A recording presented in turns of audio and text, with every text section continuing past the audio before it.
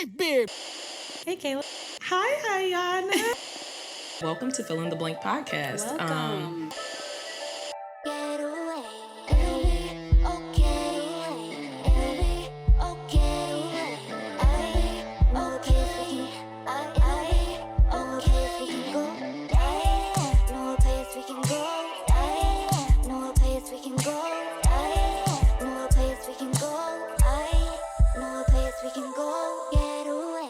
Fill in the blank. Hello, everybody. Welcome back to Fill in the Blank podcast. What up? How are y'all doing? How are you doing? You gonna ask them, Kayla? They can't answer. I mean, they're listening, and when they hear me say, how are you doing? They're going to think about it and be like, dang, how am I doing? Oh, Maybe we should start doing that every episode. How are y'all doing? Really ask yourself. Think about it for a second. Don't say I'm good and just pass over it, because a lot of times we don't be good. But Iyanna, how are you doing? I'm actually good. You're good? Are you good? How you doing? I'm pretty good. Okay. I think I'm pretty good. I feel like we had a good day today. We had a great day today, y'all. We went to, I was about to say Shed Aquarium. Why? We went to a Museum of Science and what is it? Science. Oh, what is it? The Museum of Science and Industry. Okay, yes. But where did we go before that? To eat Yeah. batter and berries? Yeah. First of all, that French, if you're in Chicago and you haven't had batter and berries, or if you're going to do a trip to Chicago, you need to go to batter and berries. That French toast was so good. Mm-hmm. The chicken sausage was good. Mm-hmm.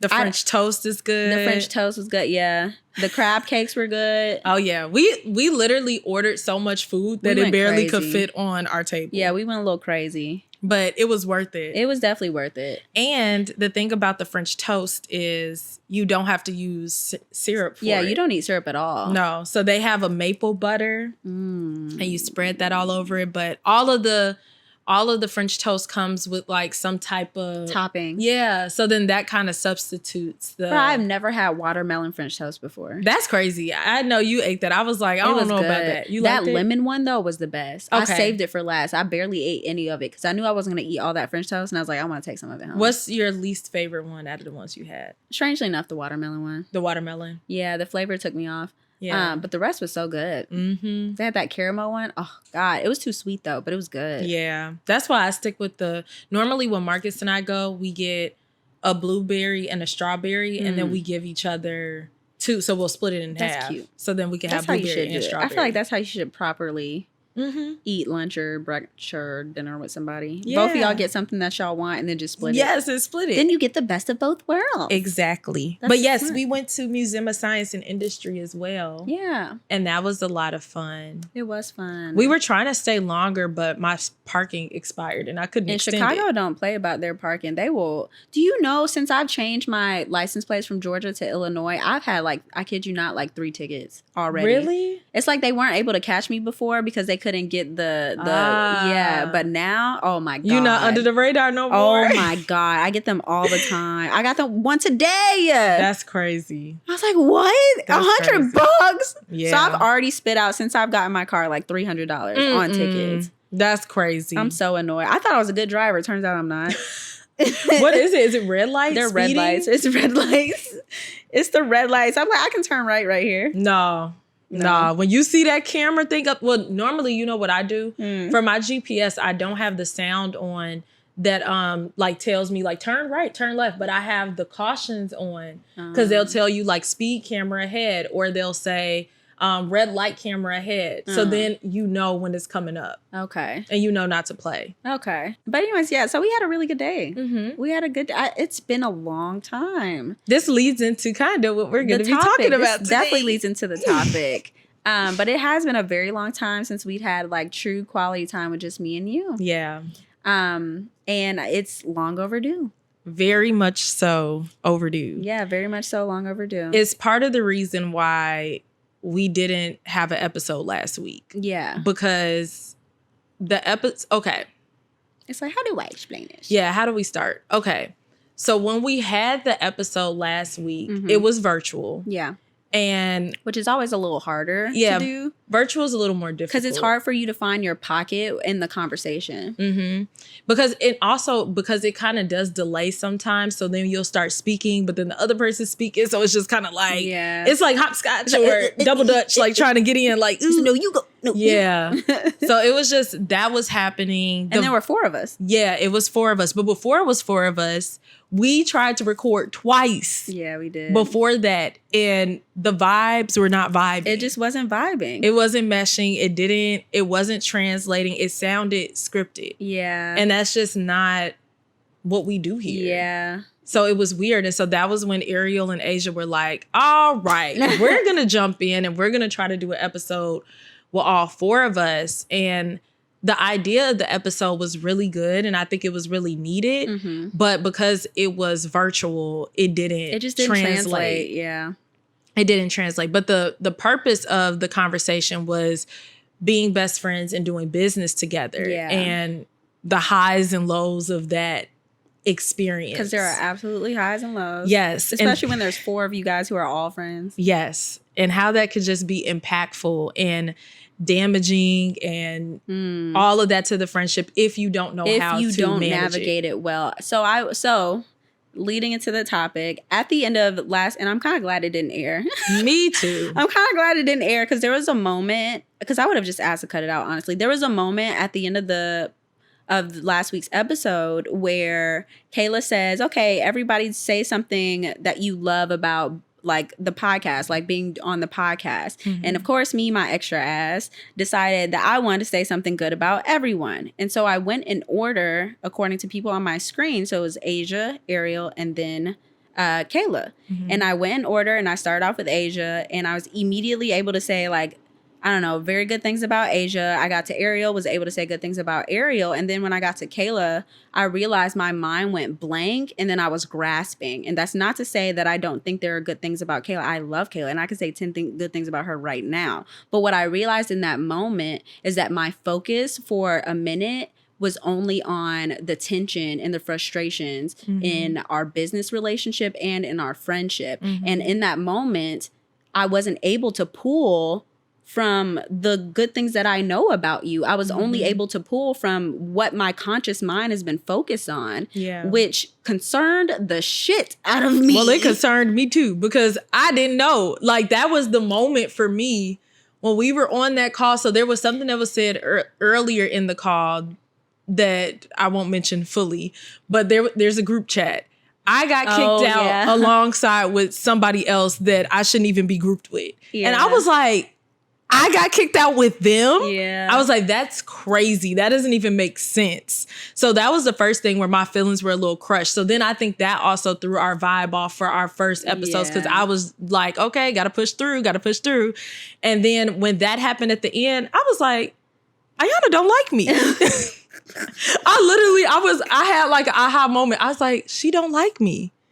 She not my friend. Everything's a lie. It's like full-blown panic. And do you know, I went an entire week, because, I mean, we all felt it. But the crazy part is I didn't know that you felt it too. But I didn't feel it until then.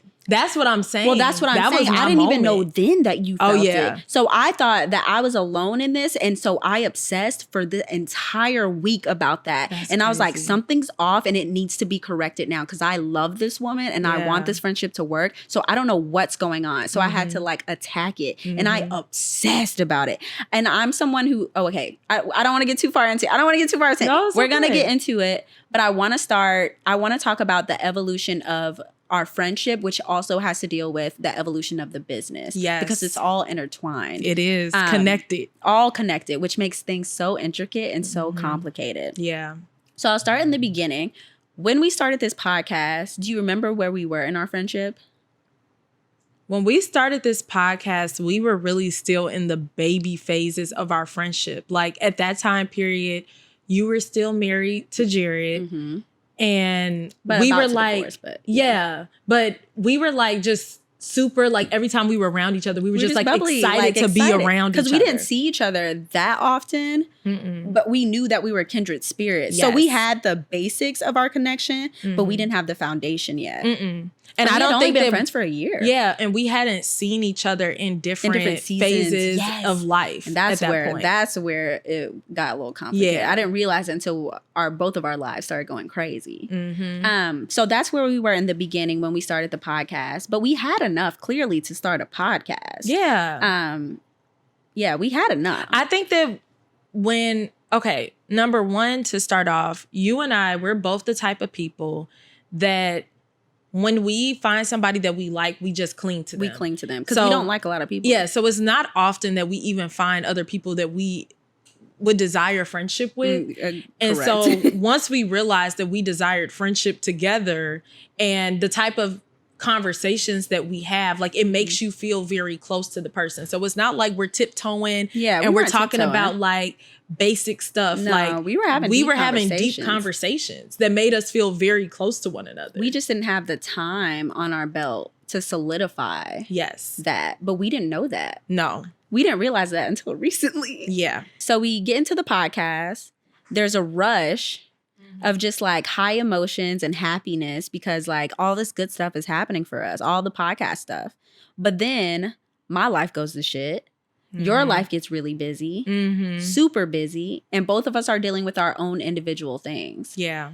And that's what we were focused on. And we were trying our best to maintain the podcast, which was difficult, but we were able to push through. And quite honestly, we gotta give our credit to Ariel and Asia because that's why we were able to push through. They held us down. They carried us. While we were both. Yeah, I think that yours was the divorce, and I think mine was just like the ending of grad school. Yeah, and it was beating up. Like we were both getting beat up in life by different things at the same time. Yeah.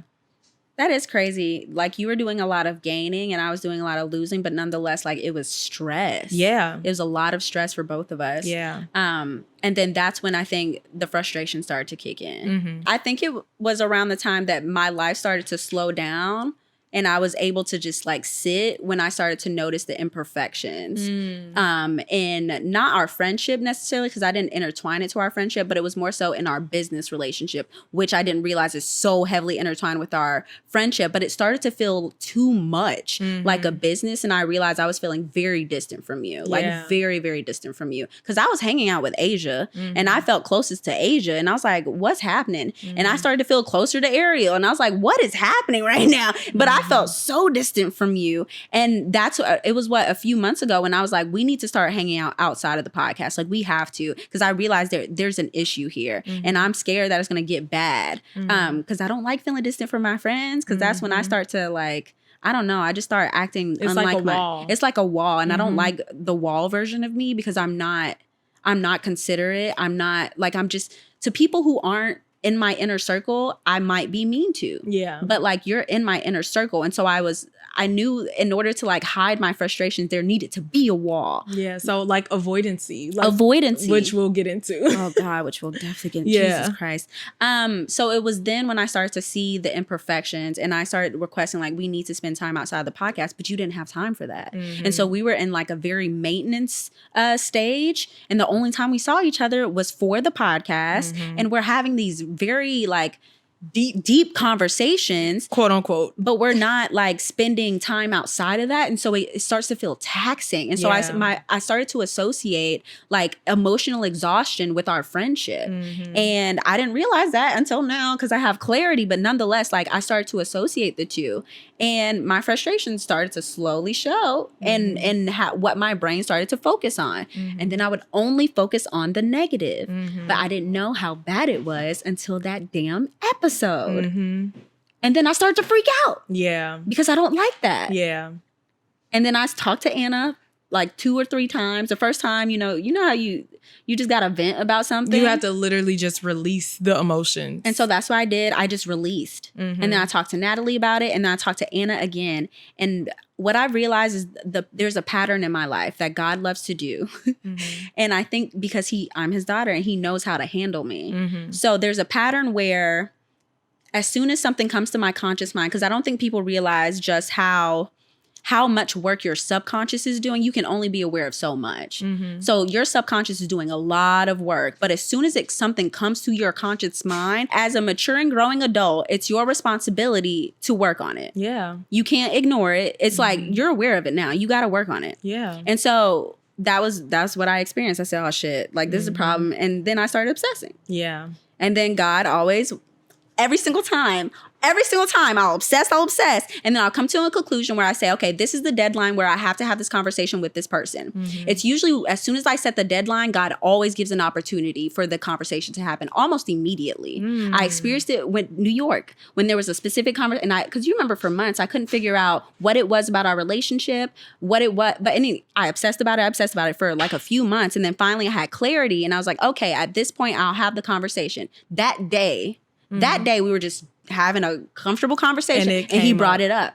And I was able to go into it. But I think God knows me. I need time to process everything. I need time to have clarity on what I'm actually feeling, because if you are wise, do not have conversations prematurely. When you're in your super heightened emotional state. Or even when you're just feeling confused. Yeah. Confusion is not, I won't say it's not normal. It's normal, but you won't always be confused. There's clarity. But if you give it time and if you're seeking the answers, there is clarity. Yeah. Wisdom is not just knowing what to say, but when to speak. And so I knew that I just needed time. And so I obsessed. And on my way to your house, I was talking to Anna and I said, okay, here's my deadline. And when was this? 2 days ago? Yeah. Literally 2 days ago. For a game night that I almost didn't come to. Yeah. So I walked in I walked in here. I see everybody. I say, hey, I see you. I hug you. And immediately I feel it. Something was off. And I started to panic on the inside because I needed connection immediately. Because I started feeling very insecure about our connection. And I was like, she hates me. She don't like me. She sees it too. Something's wrong. We literally do the same thing. We do the literal exact thing. Okay, before we go into the conversation, I want to give my perspective. My perspective of kind of how everything went. Okay, go. So in my mind, for the past few months, I'm under the impression more so that everything that's kind of like wrong or things that are off had more so to do with like the space that you were personally in your life. So I took it like just kind of what we'll go into what you said, like Kayla needs space. I took it like Iyanna needs space. Like Iyanna's in a space where she doesn't really know right now, because it went from like, oh, I want to be completely alone to like, no, I want to be around my friends. So it was just kind of like, I was like, okay, what is it? I do think like, they were intertwined, but yeah. Yeah. So I was just like, oh, I don't know how to do this. And then with me personally kind of like drowning in the stage that I was in then, it was just hard for me to like show up physically. Like, and I think that that's something that where we realized that there was a little bit of a difference in that we have to meet in the middle, is that I'm just so used to connecting with my friends, like just like pick up the phone. We talk on the phone for like 6 hours and it's like, okay, we talked like, talk to you later. And then we might not see each other, but it's still that connection. But since we have not had that space and that time to do that, and then it's everything that is just dealing with the podcast and business related, it makes your friendship kind of feel like not a friendship in just business oriented. Yeah. And I didn't realize, I think, how taxing it was, or like that it was impacting me in that way, like what you said, until that day. So when we were on the call that day and you said with like the stuff or whatever, I was like, bro, like my immediate response was like, she don't like me. And I was like, we are not friends. Like, damn, you really escalated. I did. I think that it's because I take stuff. This like the sensitive side. Bruh, we both have rejection sensitivity. Yeah, like you have to explain what it is to people. Where you just, it only takes a few times for me if you reject me, even in the slightest way. Because I remember, I mean, what was it? A few times when I reached out and I was like, hey, Kayla, like we should do this. But you just didn't have the time. But like after a while, my brain is like, I just won't reach out to her anymore. Like I'll wait until she don't want to come. Yeah, I'll just wait until she reaches out to me. Because like, I mean, like I'm not going to keep reaching out. about. Yeah. It's like a defense mechanism, but it's a rejection sensitivity. Yeah. So I think that that's what it was for me. And then I go into the mode of like trying to protect myself. And I think that that stems mostly from like failed friendships of me feeling like in previous friendships, I chased after people. Yes. And I did so much to like try to please people and make the friendship work. And so it just, in my mind, it goes like living my life in extremes. Once again, extremely negative. Like, oh, this person doesn't like me. They're not my friend. Like, we don't need to be friends if they don't want to be my friend. Like, so it was immediately that type of reaction. And I'm happy though that we did have a few days in between so that I was able to kind of like come down from the high to the in between. And then the day that you came, I wasn't expecting, I didn't know if you were going to come, but I knew that if you came, I was like, I'm talking to Iyanna if she comes over here. I knew, because I knew that for me, it's bad for me to hold on to negative emotions, because if I hold on to it, then I do like what we both said that we have an issue with, where you just let the friendship fade. So if I hold on to that, it builds up resentment. Then I'm starting to like nitpick every little thing that happens. I'm like turning my nose up at. So I was like, I have to let this out. Like, it will not be productive for our friendship. But I realized at that moment, like when I knew that I was going to talk to you, I was like, when we talk, it's going to have to be about our friendship. Like, not the business. Podcast aside. Yeah. Just the friendship. Just our friendship. Because none of this matters, or it means nothing if we ain't good. If we not good. Like, it means absolutely nothing. Because neither of us are interested in being in business with people that we're not close with, or like we don't like. Yeah. And that's what we say is so special about what we have here, that a lot of people don't get the privilege of. Like, you go to full-time jobs and you work corporate jobs with people that you don't like, and it's business and it's catty and it's politics and all this different stuff. But when you work amongst friends, you get the opportunity to just like unapologetically be yourself, but it also sets you up to have uncomfortable conversations for you to grow, because it's not just the business part of it, but it's the friendship part of it, and vice versa. Like, they're all interconnected. Yeah. Yeah. But go ahead. So you said like when you showed up, when you showed up, I was like, I was in my mood. I was like, I could tell. And that's when I felt that I started panicking. I really did start. I thought I was going to cry right there. But I saw you go into the bathroom. And when I saw you go into the bathroom, immediately I was like, oh, this is my moment to at least just connect with her. And that's all I expected. But when I saw you and I hugged you, my first reaction was to cling. And we both did. And we literally just held each other. And then when you asked, are you okay? And immediately I was like, this is it. And I was like, God, thank you. Because like at this point, I have the clarity. I know the words that I want to say. This is the perfect time. And I was like, no, I'm not. Yeah. I'm not. And then immediately my eyes started to get a little watery. And then we went into, I'm about to cry right now. We literally scooched in my room, hugging, like scooched down the hall, hugging, and went into my room. And I wanted to like ease it in, because one of the things that I didn't want to happen is, because I know that you've been in a space of like healing and growing. And it's been a lot of conversation around like ways that this could be better or that could be better. And I didn't want you to feel under attack. Yeah. Oh. Like, I wanted you to feel like this is coming from a place of like, I truly care about our friendship and I care about you. Yeah. I know that this dynamic is not us. So what's up? What's going on? Yeah. And then we just went straight into it. Yeah. We dove in, man. Yeah. And I told her, I was like, yeah, it hurt my feelings when you said what you said about kicking me out because I didn't respond to and I was like, it's crazy because, so the thing that we realized when we were talking is like, it's just all that we're really just the same person. It's a mirror. No one likes, because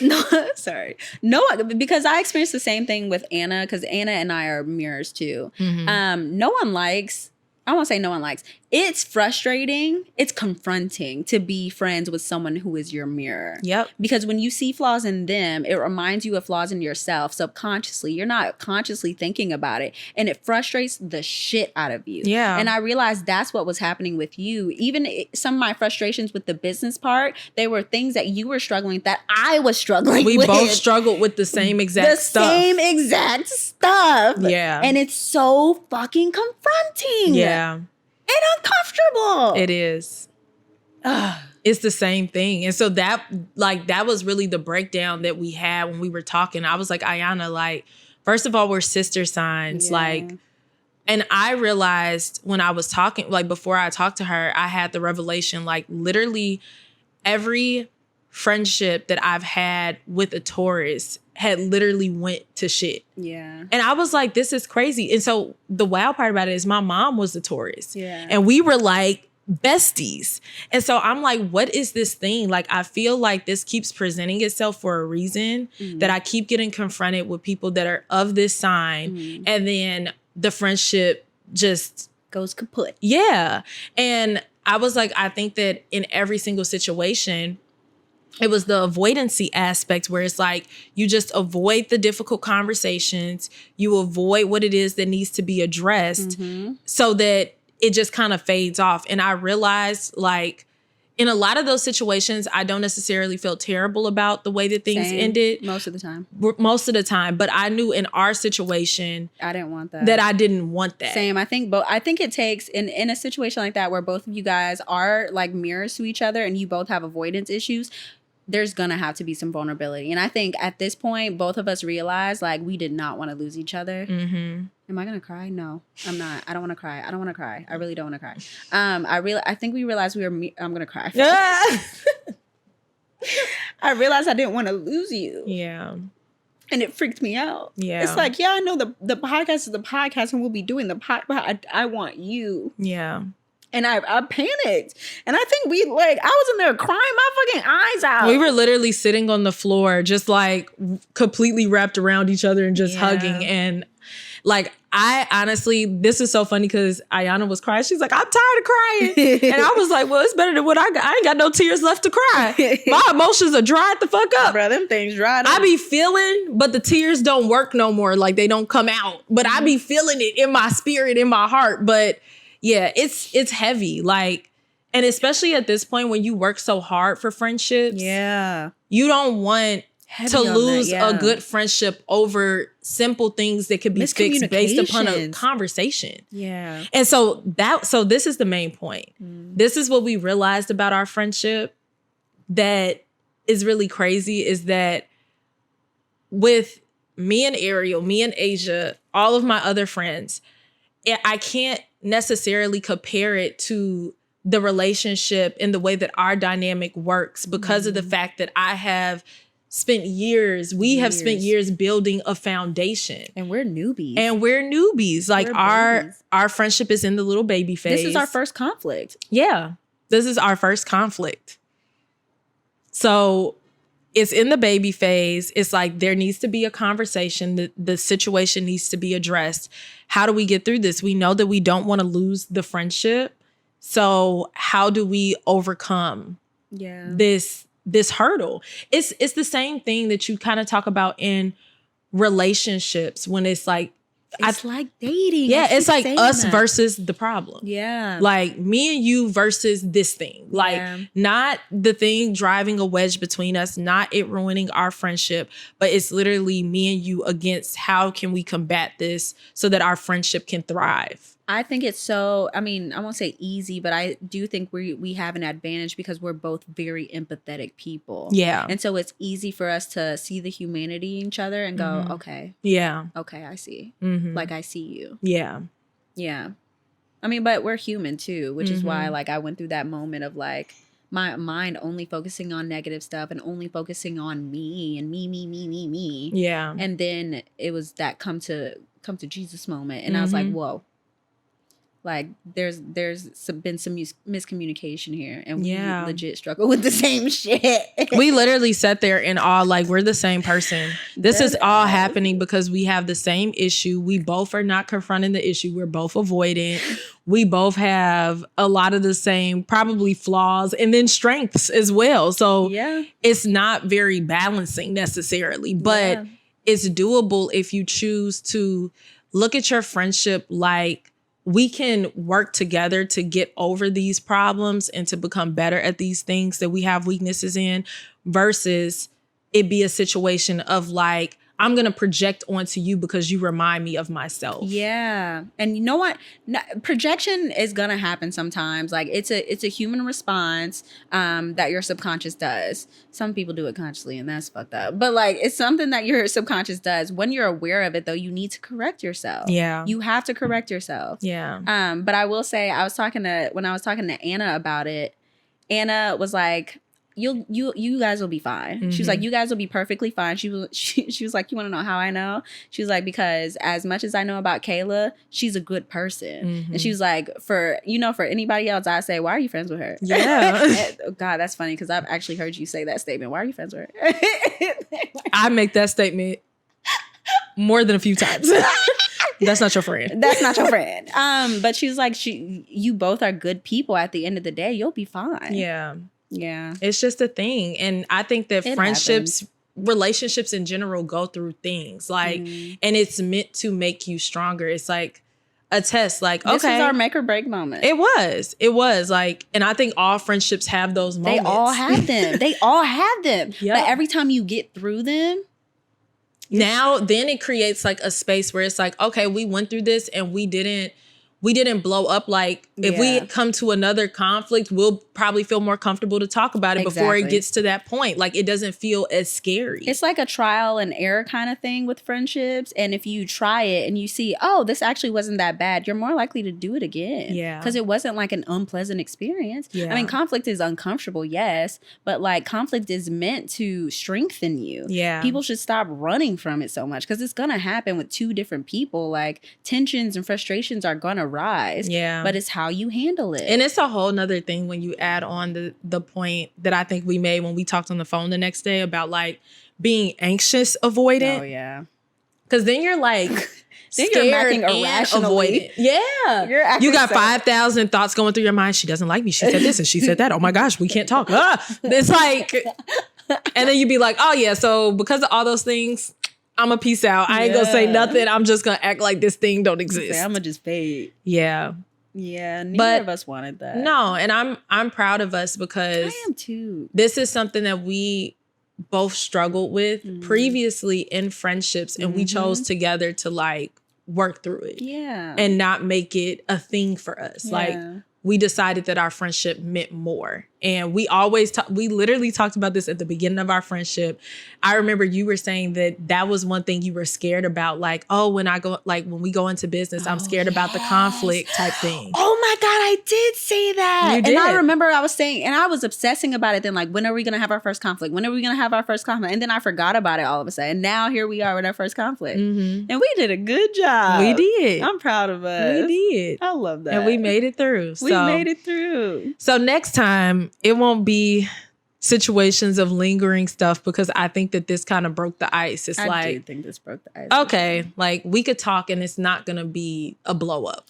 Yeah, I do think we'll be fine though. Well, at least for this next season. Because what I realize now is with this new person that I am and this new phase of my life is talking on the phone isn't enough for me unless you're one of my OG friends that I've known for 10 years. Because I was just talking to Natalie about this and I was telling her I feel very distant from you. And we talk every other day on the phone. But I'm like, I need quality time. Especially with, I think it's because I like live alone now. And while I did that before and I loved being alone, it's different for me now. Now I crave like community and I crave to be around people because I realized seclusion for me, too much of it is bad. Like it's really bad. And so I was telling her like, I feel very distant and I need quality time. Because if not, like I don't mean to, but like I start to detach. Yeah. It's a delicate balancing act and it's hard. It goes along with the adult friendships thing because people are in these different phases of life that so requires different stuff. Yeah. And it's hard, like when you're in a phase like you're in where you are craving like connection, and then you have a friend that's craving seclusion. Yeah, and that's why I told her, I was like, we're both just gonna have to be very understanding and empathetic of each other because we have very different needs. Yeah, and I don't want either of us to be working or acting out of a deficit, which is, I mean, I think that's where you lean on the foundation and the care that you have towards that friendship. Like you realize like, okay, like this is not us all the time. And you know it because you've seen that it's different on other occasions. And so it's like, okay, this is a season that we're in. Yeah. And in the future, this is something that we just will probably have to work at to rebuild, because it's not, we can't get that from one another at this exact time. Like we're in maintenance phase. Yeah. But I'm not too worried about me and Allie because the one good thing about being on a stressful ass fucking reality TV show and thereafter is you've seen this person in extreme stress. Yeah. So you know who they are. And you guys have gone through, especially with something like that. Like not many people go through on a reality TV show. So we're bonded in a way that I can't bond with anyone else. Yeah. So I'm not too worried about that part. I think we have the foundation. I think the harder part with us is that we didn't have that. Yeah, we didn't. And that was the difficult thing. And that's where I came to kind of like my aha moment, because majority of my friends that I have in my life, and I think for you too, are friends that we've had for such a long time. Because we both talked about the fact that we didn't have friends. Was that just like last year or something? Right. And now we're making all these friends, and you got to figure out how to build friendships. It's hard. Especially like, okay, this is the thing that I realized. So when it comes to your friendships that you've had for such a long time, you were in probably more than likely, you were in a phase of life at that point in time where it's easy. All that you had an abundant amount of time to connect with your friends. Like in college. That's all you do is hang out with your friends. Quality time. Yeah, you spend tons of time together. So then when you get to the adult phase of life, it doesn't feel like, oh, we have to do this. Like, yeah, you would like to. You constantly want to be with your friends, but it's like when you can't, it's not such a big deal. But I think with adult friendships, it's like the balancing act of like, I have all of this stuff going on, but then I also have to water into my friendship and make sure that it's important, make sure they know how I feel about them. Because if you get too distant, it's like, we're not friends. Like, this is not a friendship anymore. It's easier to fade out when you're an adult. Yeah. And I think that's why people have such a hard time maintaining friendships. Yeah. Or even making adult friendships. Friends. Yeah. It's hard. It is hard, man. Because like, how do you meet people? When you're in different seasons of life and all of that different stuff, like typically when you're younger, everybody's kind of in the same season of life. Like, oh, we're in college. Oh, we're in high school. We live with our parents. Yeah. We're in college. Just our first time on our own. Yeah. And then life, everyone's all over the place. Yeah. We're in different, look at us, like different phases. Like you're in a space where you're recently divorced and you're trying to like establish and find yourself again as now an individual, single woman. Yeah. Than what I was before. Even before the Bears. So, and then me trying to like keep the individuality, but also like combining my life with somebody else. It's just, it's crazy. It is crazy.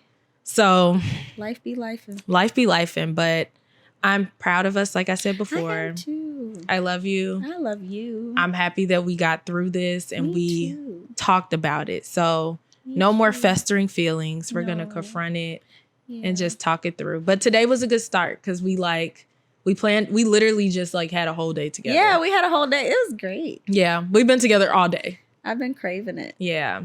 And it was good for me too, because I forget the impact of getting out the house sometimes, because I just be like, look, I be up in here like, well, this is good. Oh, see, no. And you be like, I gotta go. I be in there losing my mind sometimes. Yeah. And I'm like, because everyone has a job. And I'm like, what is happening? Yeah, that's the part. It be work. But I'm not working right now. So that's why I had to remind you when we talked. I'm like, Iyanna, I'm literally here. Like, and then you were like, okay, but you can hit me up sometimes. I'm like, you're right. I could do better at that. Because I surely don't be saying nothing. I just be sitting here like. That's what I was waiting for. I was like, I'm just waiting for Kayla to hit me up because, like, I know she needs some time to, like, get used to, like, you know, not working. It's the overindulgence. I'll sit and overindulge in time with myself. Like, if nobody say nothing, I'll be like, okay, I could just sit here forever. Because who's the greatest person to spend time with on this planet? Me in my bed. Exactly. My bed. I feel it. I'm pretty great too. So I'm like, you know what? It ain't that bad. Then I get crazy. I'm right. Like, all right, I'm losing my mind. Okay, so since we've been in the house, we got to talk about Feel of the Week. Because we've been watching some TV. We have been watching some TV. A lot of reality TV. I've watched so much reality TV. Well, I won't say not a crazy amount, but more than I think I have been recently. I've been watching tons. I literally, it feels like old me, where I used to end one show and then be like, oh, I got another one. I got another one. I have so many shows lined up right now. Yeah? Yes. I've been watching Summer House, Martha's Vineyard. I still got to start that. Ariel told me You about told me to watch The Big D, so I've been watching The Big D. She watched it. Now I'm watching Temptation Island. It's back. So Temptation Island is back. It comes on, Temptation Island and Big D come on the same days, like back to back. So I'm watching that. I'm watching Love Island UK. I just started watching that. Your brain is just melting. It is. Melting. And I'm loving it. I'm like, me. I actually don't think there's any. Now I'm starting to think there's nothing wrong with watching reality TV and it doesn't make your brain cells disappear because you are technically working, especially us. We love to analyze people's behavior. That's all I'm doing. I'm psychoanalyzing the entire thing. Exactly. So, that was toxic. He's gaslighting. Like we love doing that. That's engaging for us. So that's why people love watching reality. Now, some people just be judgmental. They love to judge people and make themselves feel better, but like we just be like, you know, we just like analyzing. It's fun. And I watched The Perfect Find. What is that? On Netflix. What is that? With Gabrielle Union and Keith Powers. They're in a movie together? A rom-com. Not as like a romantic. Oh, that's weird. Yes. But it makes weird. Once you watch it, it makes a little more sense. It is weird. Okay. It is weird. I will say it's weird.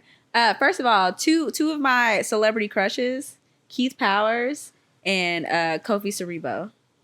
Oh, Kofi. Actually, those are two of my. So I might watch it just because he's on it. Yeah, it's Keith Powers. I mean, what can I say? I can't say nothing because I have a ring on my hand. But really it's Keith Powers. Be with, Ryan Destiny again. They are. They're back together. Mm-hmm. They're so cute. I love Ryan Destiny. She's my favorite. She's just such a vibe. She's such a If vibe. there's anybody that I love for Keith Powers, it's Ryan Destiny. Yeah. She's the one. Yeah. She's the one. They just need to like be together and stay together. Wait, so what did you think about the Big D? Oh, wait, for those of you who don't know, the Big D, the concept of the show, it's on what? What is it on? Peacock? USA, Peacock, and E! Network. Or if you have Hulu Live, you could catch it on there too. Yeah. So the concept of the show is they take I can't remember how many divorced couples, but there's a few divorced couples. It's like a handful, like 5 of them or something. They take the divorced pairs, they put them on in a villa, and everyone's open to dating. Now, some of these couples go in there with different motives. One of the people may be trying to get back together with their person, and the other person may be wanting to date. So it gets a little messy. Yeah, but it has kind of like the structure of Love Island where they do eliminations and then they bring new people in. So they bring in new people that are divorced people. Yeah. Which is crazy. Which is because it's all divorced people. But the concept of the show is like they want people who are actually open and ready for dating. So if they feel that you're not ready and openly ready to date, they'll send you home. Yes. But it's good. It's a good show. I would recommend it. Out of 10, I would probably score it maybe like I give it like an 8. Okay. I give it like an 8. It's an entertaining show. It's entertaining. It's interesting. The thing that's kind of interesting to me, though, is the fact that they say at the beginning, like, okay, like you're here to either move on and find love with somebody else or find out if the person that you were previously married to, you're still in love with. Mm-hmm. But if they still have like feelings for the person that they were previously with, they kick them off. Yeah. They get them up out of there. Well, I think because if it's not mutual. Yeah. Because there's 2 guys on there who is clearly not mutual. Yeah. So it's like, all right, you got to go home because you don't even want to try. And you're just trying to disrupt what they got going on. Literally. So that's the thing that's interesting about it. Yeah. Yeah, I would say watch it. It's worth the watch. It's a good show. It's a great show. It's a good show. And Temptation Island this season is good. There's a girl on there. Her name is Vanessa.